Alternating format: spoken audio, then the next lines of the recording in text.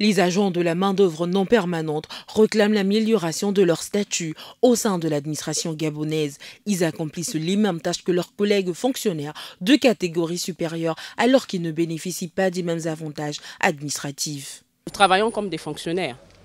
Nous arrivons le matin à 7h30, nous rentrons chez nous à 15h30. La main-d'œuvre non permanente n'a pas de carrière. On dit que quand tu as la main-d'œuvre non permanente, tu ne peux pas faire carrière. Mais malheureusement, aujourd'hui, on retrouve deux sortes de main-d'œuvre non permanente. La première était celle qui n'avait pas de diplôme. Il y a celle-là qui, malheureusement, à cause du gel de recrutement, s'est retrouvée à la main-d'œuvre non permanente. Parce qu'il n'y a pas de salaire, il n'y a pas d'argent. On cherche le travail, le Gabonais veut travailler. La régularisation des statuts administratifs, l'intégration à la fonction publique de l'agent diplômé de la main-d'œuvre non permanente et la question de salaire étaient les différentes questions à l'ordre du jour de cette concertation du syndicat.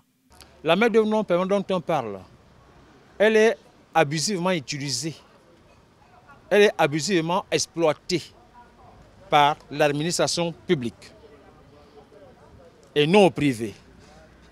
Mais malheureusement, quand ils vont à la retraite, leurs pensions sont payées par la Caisse nationale de sécurité sociale, qui doit en principe s'occuper de ceux-là qui ont signé des contrats de travail dans le cadre des relations de travail employeurs et employés dans le secteur privé.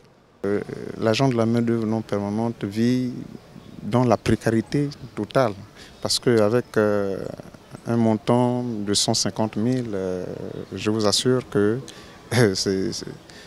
c'est pas dire. C'est pas dire.